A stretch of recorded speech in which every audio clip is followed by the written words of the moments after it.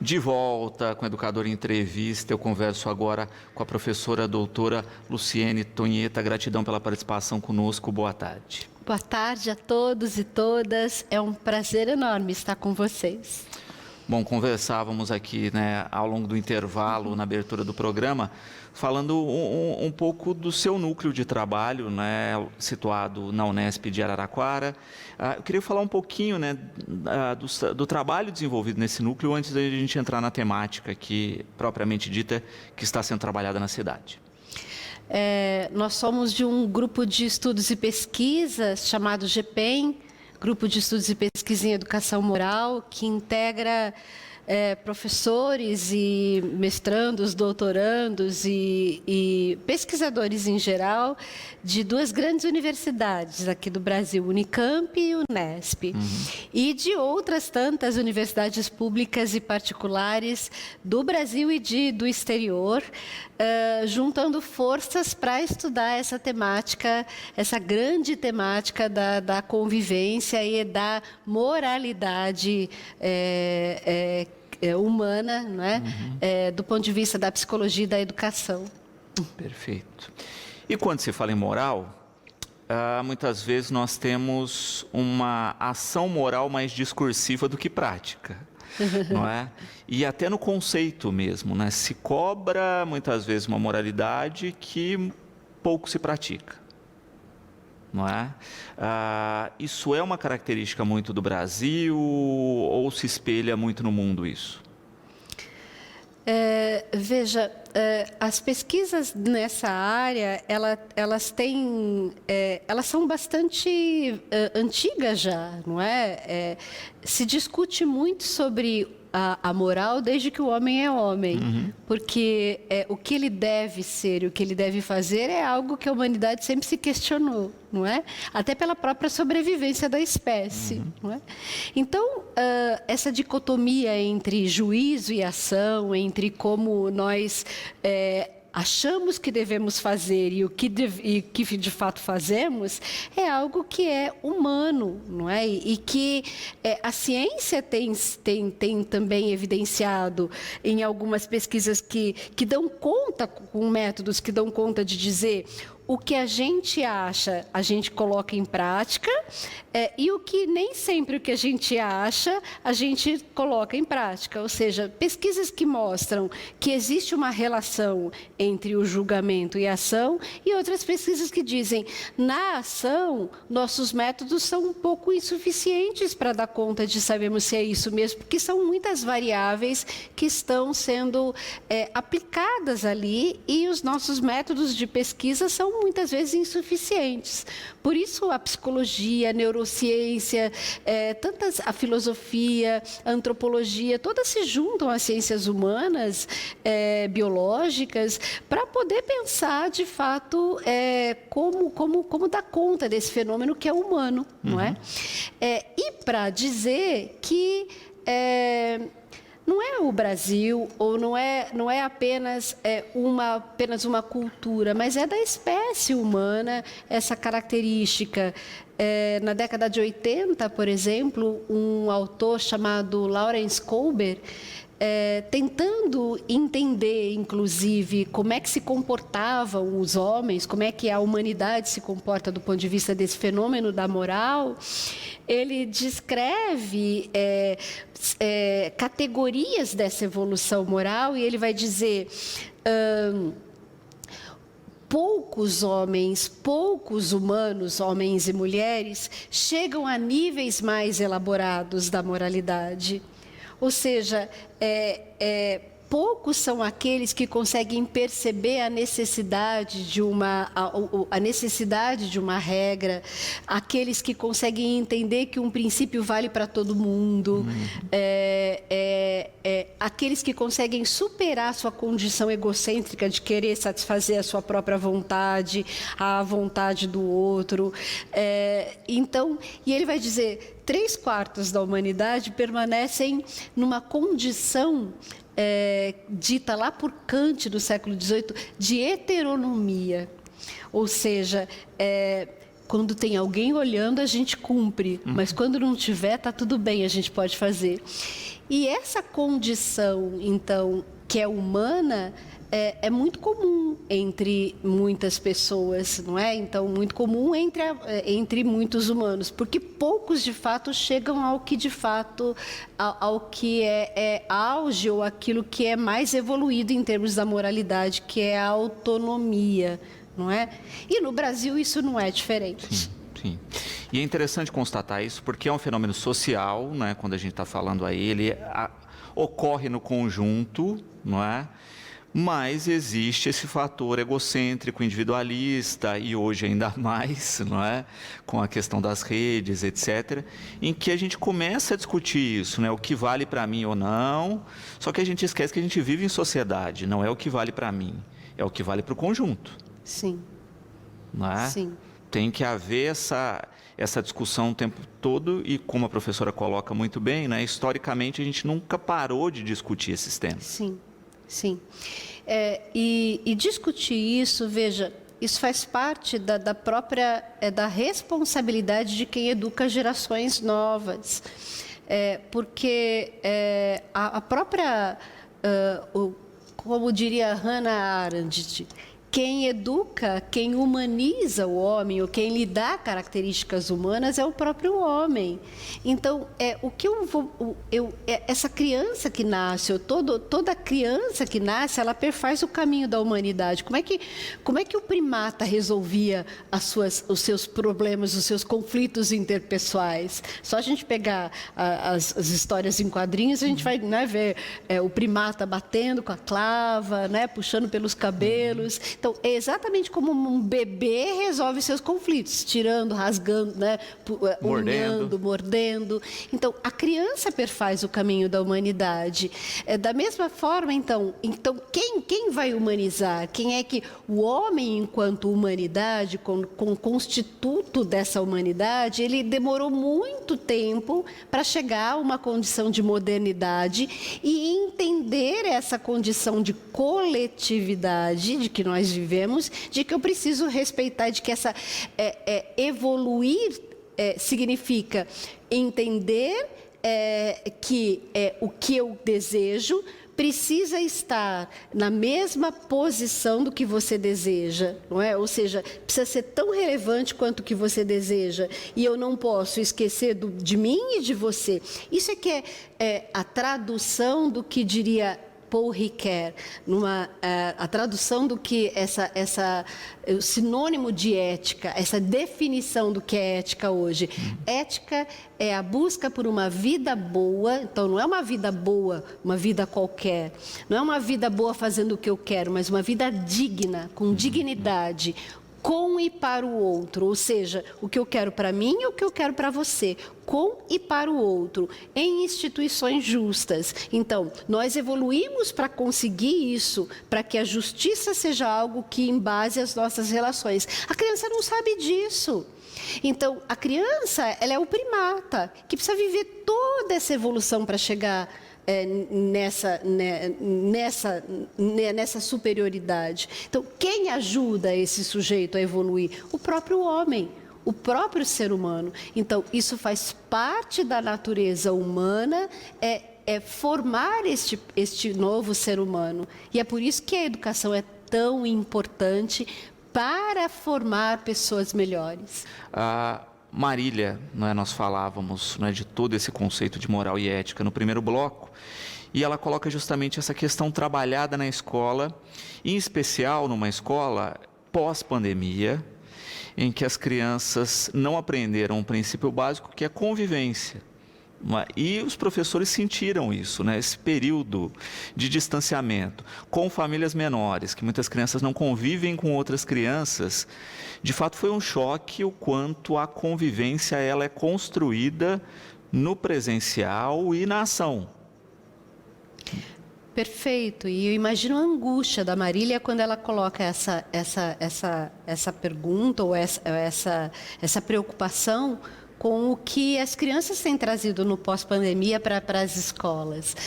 E essa é uma constatação, uma evidência que as pesquisas têm mostrado também, que o cenário da pós-pandemia trouxe como característica um sofrimento emocional muito maior de crianças e adolescentes, a falta de assertividade maior nas formas de resolução de conflitos, a perspectiva menor de tempo, então, em que as crianças estão mais adaptadas aos conteúdos ou estão mais tranquilas para poderem aprender. Ou seja, é claro que isso evidencia o quê? Evidencia que, em primeiro lugar, algo que já era próprio antes da pandemia, que é preciso a gente lembrar que essas questões, elas são da natureza do ser humano e que, portanto, a escola também precisa se adequar a um movimento que a escola não pode ser algo parado, estático. E o currículo da escola é um currículo que também está sempre em movimento. Então, os conflitos existentes, o papel de formar para a convivência, não era algo que apenas depois da pandemia passou a ser o trabalho da escola. Mas este já era o papel, porque a escola tem um papel fundamental do ponto de vista de trabalhar com as crianças e adolescentes uma perspectiva do que é público, porque a família tem uma perspectiva do que é da intimidade. Os papéis ou as relações de intimidade são construídas na família. Se eu brigo com meu pai e eu ficar 2 dias sem conversar com a minha mãe, se eu conversar com meu pai, se eu conversar com o meu irmão, não tem a mesma consequência do que eu ficar 2 dias sem conversar com o meu amigo, sem conversar com a minha professora na escola. E essa é a perspectiva do que é público e do que é particular. Então, a escola tem esse papel, que é diferente de casa. Então, não é que a pandemia trouxe esse papel da convivência, do trabalho com a convivência. Esse já era um papel. Sim. Agora, que é fato que os problemas de convivência foram potencializados por este momento pandêmico, sim. Isso é evidenciado nas pesquisas e é constatado pelos professores em sala de aula. Eu acho que fica muito claro o quanto é grandioso esse papel da escola, justamente no período que a gente ficou sem. Exatamente. Não é? Nunca se viu, por exemplo, tantos números. Veja, isso é interessante, as pesquisas evidenciaram o quanto, interessantemente, o número de violência doméstica aumentou, dimensionado e mostrado pelas redes sociais, pela comunicação, e não pelo Ministério Público, pelos conselhos tutelares. Por quê? Porque quem mostrava e quem tinha acesso aos problemas de violência doméstica era quem? Quem é que protegia primeiro a criança? A escola. Então, veja, a gente teve um aumento desse número de violência doméstica mostrado pela comunicação, não é? E não por aqueles que protegiam. Por quê? Porque era a escola que protegia. Então, é claro que a escola tinha um papel e tem este papel na proteção da criança, no cuidado, na formação dessa criança, inclusive para que ela possa se proteger da violência com que outros setores ela pode também ser vitimizada. Muito bom. Também é interessante pensar nesse novo papel que a escola tem tomado ano a ano, também no padrão moral e ético. Há não muito tempo, a gente recebia esse pacote pronto, Ou seja, né, você entrava na escola, olha, as regras são essas, siga, ou você vai sofrer as sanções previstas aqui. Hoje já se tem uma visão de construção conjunta de regras, não é? Muitas vezes vira até meme na internet, né? A gente vê lá, né, olha, proibido morder o amiguinho, né? Proibido ameaçar o amiguinho. Mas você vê uma listagem muitas vezes nesses memes que a gente fica até meio absurdado, né? Assim, como é que chegou esse ponto de isso entrar nas regras, mas que, de certo modo, é interessante porque não se impõe mais, não é? Mas se constrói e se parte de uma realidade. Não Sim.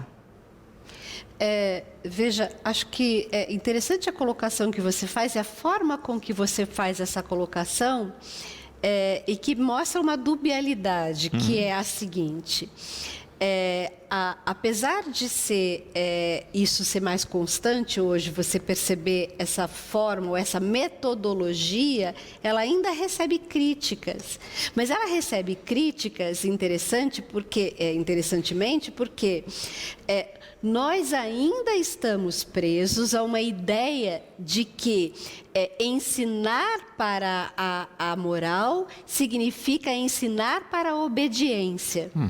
Então, necessariamente, eu não preciso de regras para obedecer a uma autoridade, mas eu preciso de regras para que eu possa conviver.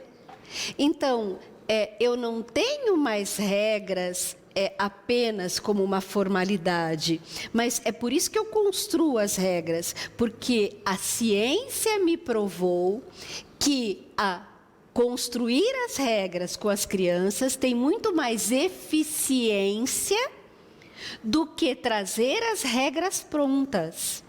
Construir as regras com as crianças e ajudá-las a pensar por que é que eu não posso bater e o que é que eu preciso fazer ao invés de bater quando eu tenho um conflito.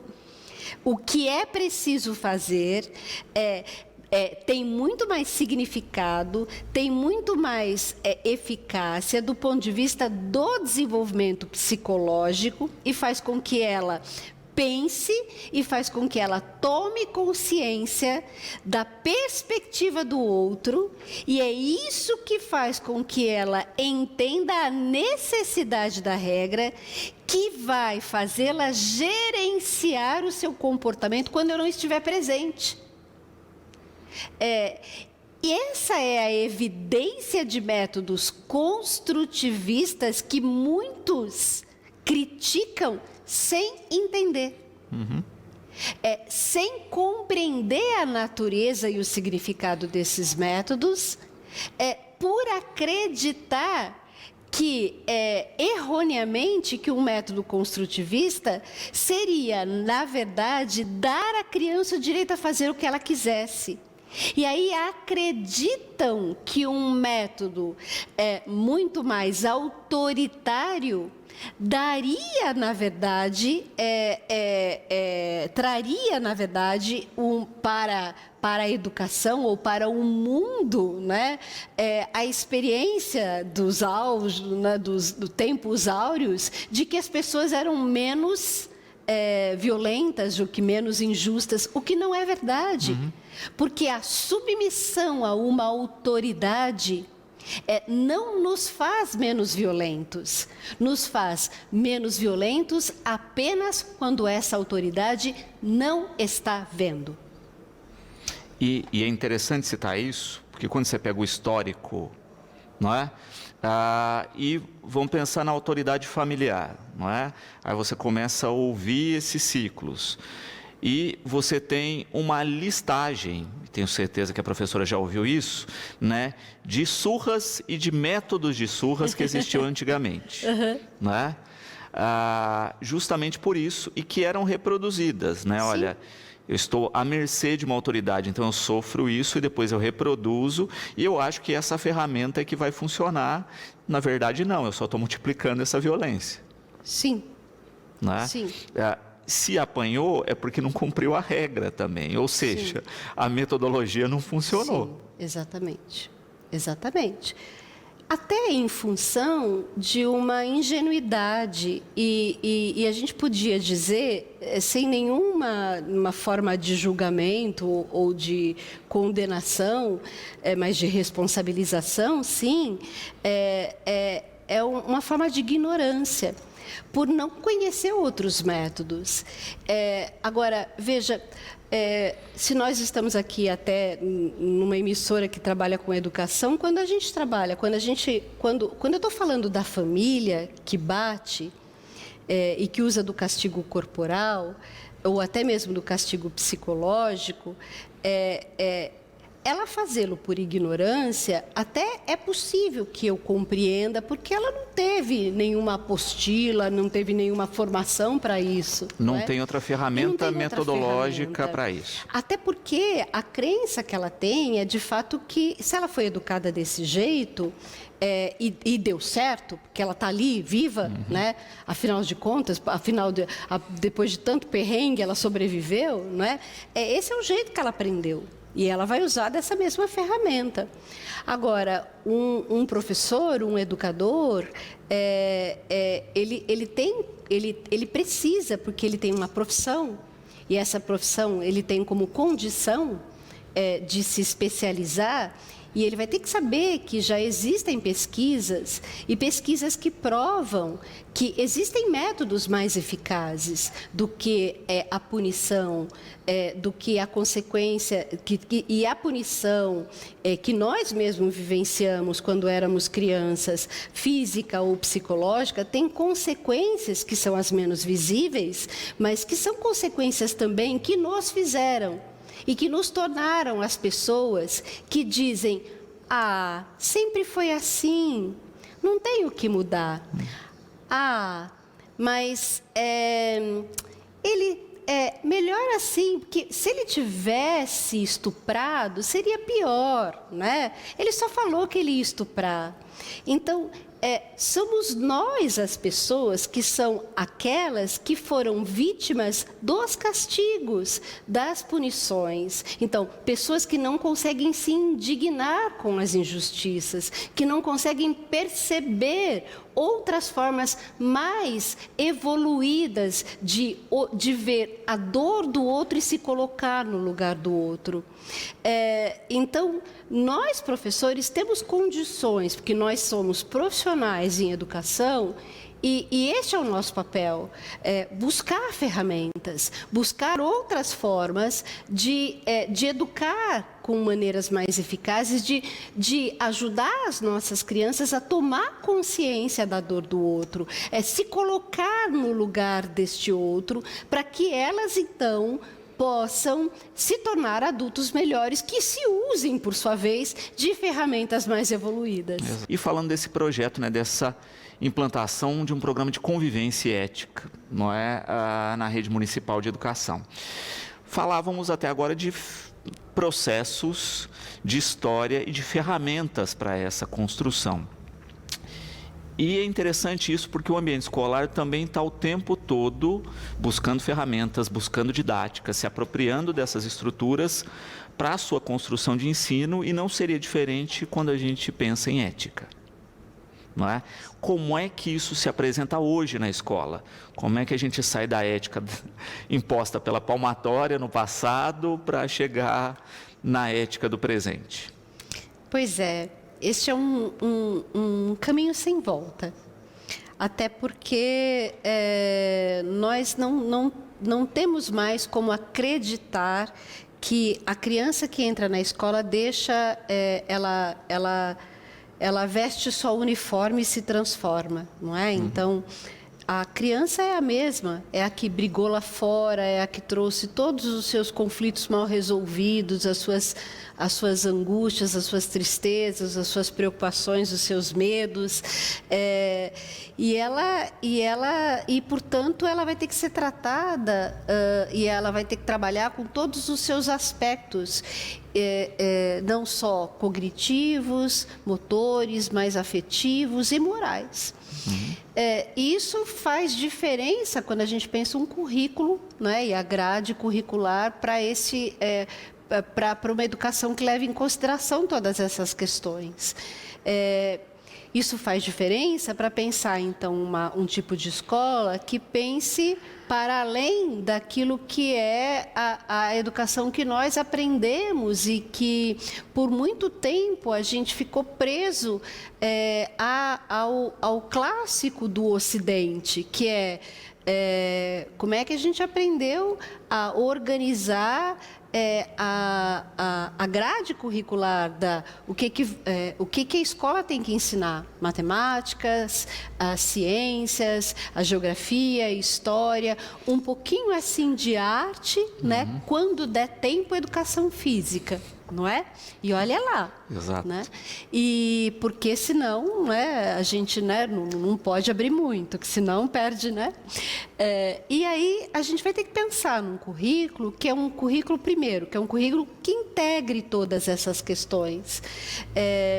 E segundo, que um currículo que, para além de integrar todas essas questões, que não sejam mais em caixinhas separadas, porque senão a gente não vai dar conta, porque tudo que nós tínhamos, então, na educação, inclusive, por exemplo, um conteúdo de história de 1930, imagine, não cabe mais hoje no conteúdo de história de 2023, porque de 1930 até 2023, quantas guerras nós tivemos mais para o menino que vai prestar vestibular estudar? Quantos organismos vivos em biologia nós aprendemos, nós encontramos depois de 1920? Então, não dá mais para a gente pensar na constituição de um currículo que dê conta das caixinhas, mas eu preciso de um currículo que seja integrador e que dê conta mais do que de conteúdos, de formas que busquem, que ajudem o meu sujeito a exercitar, a encontrar, a desenvolver ferramentas de busca.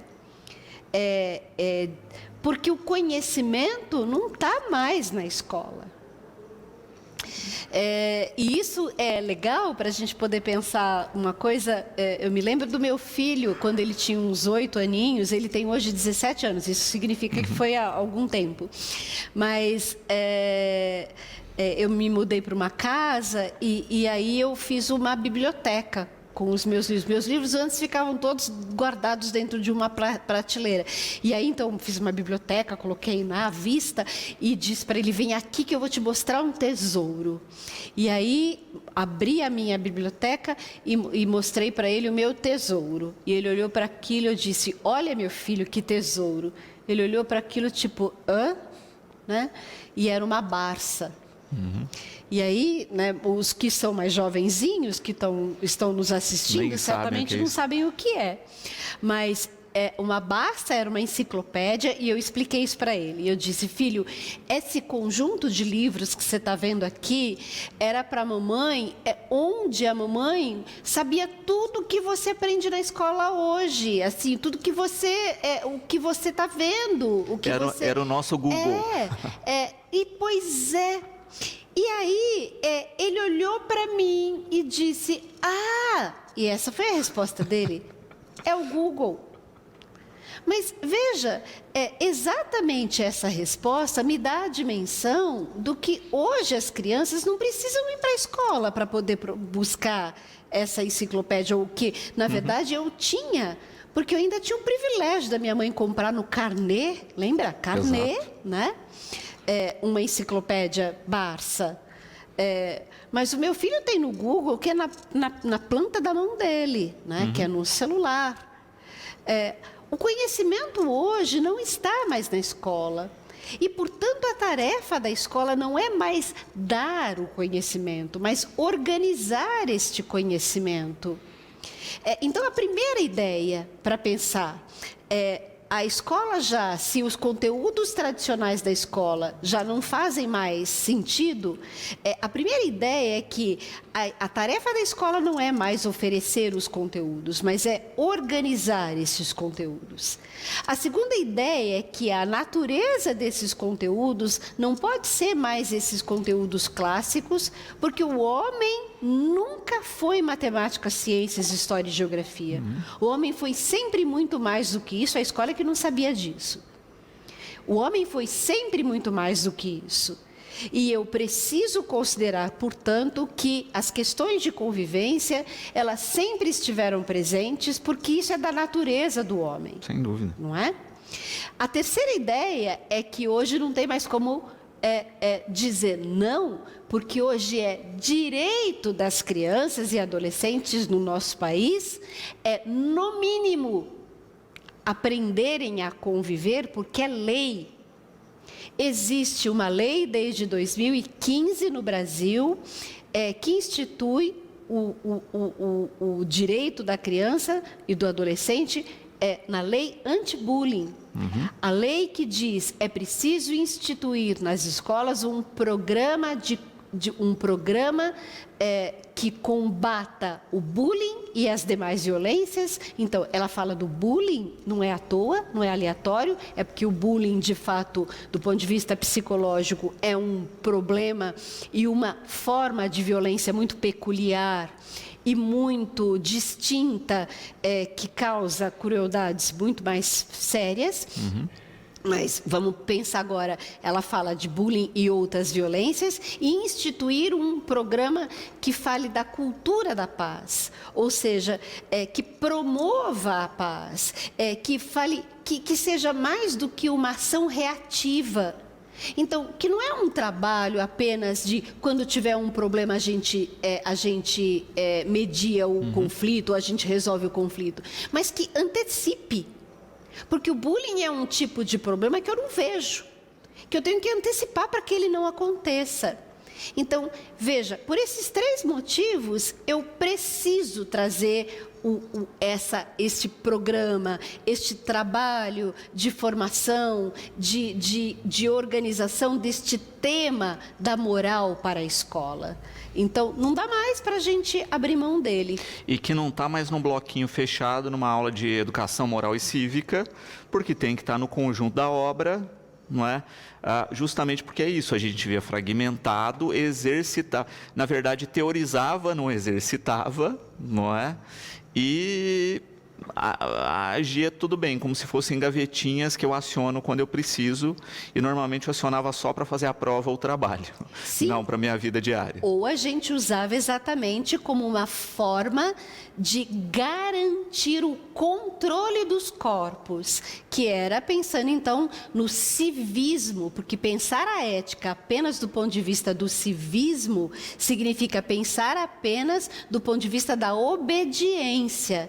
E eu obedeço a um princípio maior.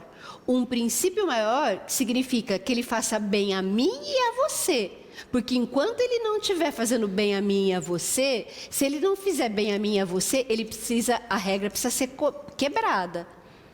Porque senão ela não é boa. Porque para ela ser boa, ela precisa fazer bem a mim e a você. E é um grande desafio, né, professora? Porque o que a gente está propondo nós já vivemos uma fase nova da educação, não é? Tirando o professor com esse detentor do conhecimento e passando a ser um mediador, um estimulador, enfim, não é? Essa figura com outros tantos papéis, e também uma figura que vai costurar esse processo, não é? Que vai ajudar os alunos a refletirem e observarem a importância disso para as suas vidas. É um grande desafio. Sim, um grande desafio que exige tempo. Então, não se muda o clima e a cultura de uma escola, porque, veja, é interessante a gente pensar que quando a gente pensa nas questões de convivência, a gente está pensando num grande iceberg, que a gente vê só a pontinha dele, né? Porque o que tá sendo mostrado, a convivência, é a pontinha aqui de cima. Porque o que está aqui embaixo, a cultura da escola, é muito maior.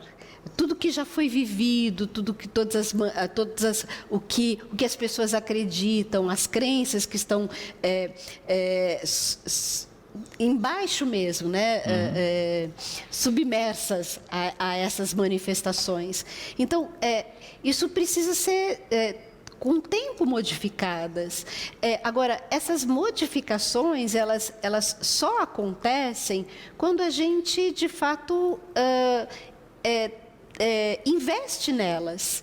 E investir tempo nisso significa, primeiro, institucionalmente, acreditar que este tema é importante. Então, por isso a importância, por exemplo, deste trabalho feito aqui na Secretaria de Batatais.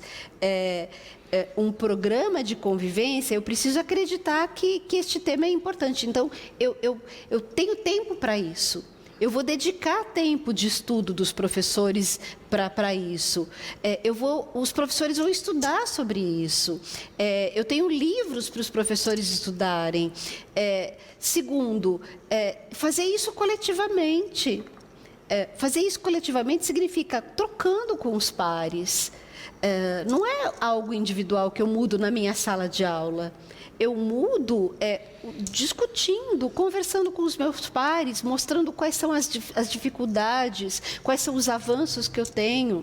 Terceiro, primeiro, fazendo um diagnóstico de como é que a gente está vivendo aqui, quais são as dificuldades que mais a gente tem, ouvindo as pessoas que estão aqui.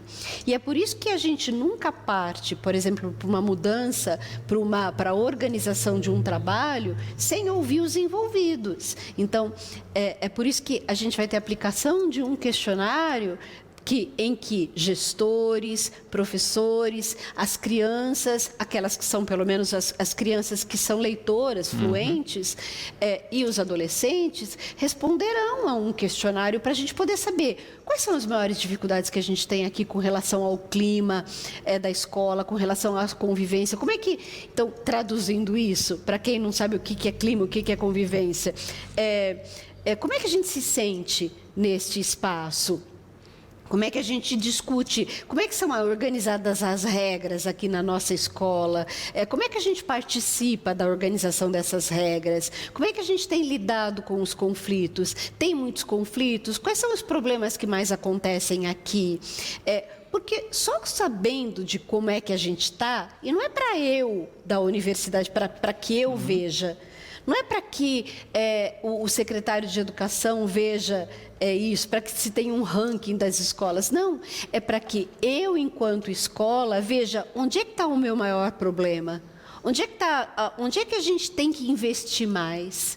O que eu preciso saber mais? O que eu, professor, não sei o que fazer ainda?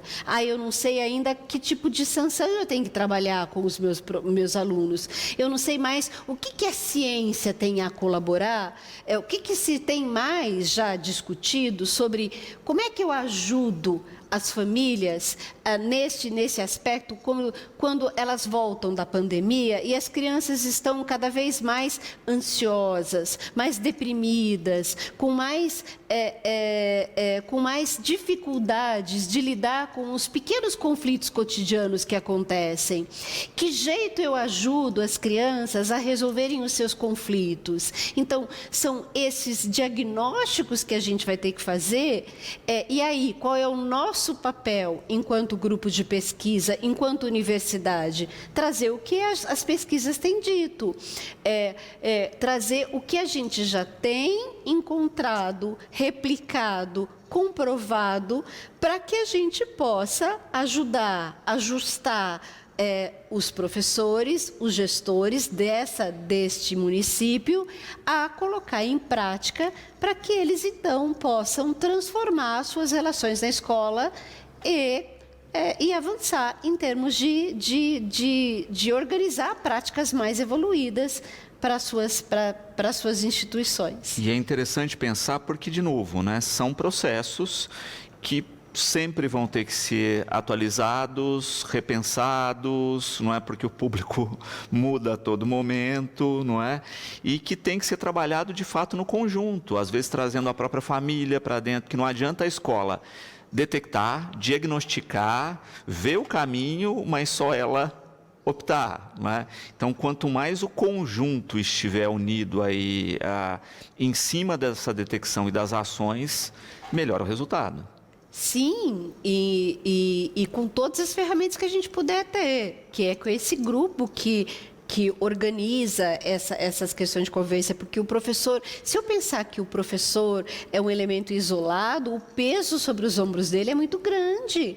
E é por isso que, quando eu penso nas questões de convivência, quando eu penso num programa de convivência, eu estou pensando em toda a comunidade educativa. E a comunidade educativa envolve, sim, os professores, envolve os gestores, né? Então, quem são esses gestores? São as pessoas que estão fora da sala de aula. Então, são aqueles que ocupam um cargo de direção, de coordenação pedagógica, mas são aqueles que também estão na relação com a escola, cuidando dessa relação com as outras instituições que protegem a escola, que também protegem a criança, que protegem o adolescente. Então, os assistentes sociais, o serviço de psicologia, os outros serviços dessa rede de proteção e, claro, as famílias. Então, dar a essa comunidade educativa como é que a gente faz, como é que a gente está, para onde a gente vai e que ferramentas a gente usa, esse é o papel da universidade, ajudar a ajustar essas ações para que essa comunidade toda saiba como intervir em cada situação, que é diferente. Então, uma situação de bullying, uma situação de sofrimento emocional, uma situação de ansiedade da criança, numa provocação, que são conflitos diferentes, de natureza diferentes. Estudar isso é importante com estes profissionais. É claro que a gente não vai conseguir estudar isso com o pai, mas se eu estudo isso com os professores, se eu estudo isso com o gestor pode, numa hora de acolhida com os pais, também ajudar os pais a entenderem melhor como ajudar os seus filhos. E também algo que nós vamos fazer, que é algo que a universidade, principalmente o nosso grupo de pesquisa, tem encontrado, que é provocar os alunos a também participarem ativamente, principalmente os adolescentes, nos processos de mediação dos problemas, dos conflitos, que são aqueles que mais estão escondidos dos nossos olhos. Porque quando os pais vêm muitas vezes para a escola e dizem: meu filho está sofrendo bullying, e o professor fala: meu Deus, eu nunca vi esse menino sendo atacado por ninguém, o professor não está mentindo. Ele não viu mesmo. Mas o pai também não está mentindo que o filho dele foi atacado. Mas então quem está errado? Nenhum dos dois. É que, por exemplo, o próprio fenômeno bullying, não é à toa que é chamado de um fenômeno, não é visto aos olhos do professor. Não é visto aos olhos do orientador. E não adianta eu botar 500 pessoas adultas olhando e câmeras escondidas, porque ele não será visto. Porque eis aí a qualidade e a necessidade da ciência. Não é? É isso que as pesquisas nas humanidades têm descoberto, que a melhor pessoa para detectar um problema, por exemplo, de bullying, não é o adulto, é o par, é o adolescente. Então, quem é que nós vamos instrumentalizar para diagnosticar e para intervir também junto com os professores? Os adolescentes. Fantástico. Professora, gratidão pela conversa. Espero que nós possamos acompanhar esse passo a passo aqui no município. Fica sempre o convite para a participação e eu espero realmente que as pessoas entendam a magnitude dessa discussão, não só para o ambiente escolar, mas para o reflexo que isso pode causar em toda a sociedade, e estamos sempre de portas abertas. Eu é que agradeço.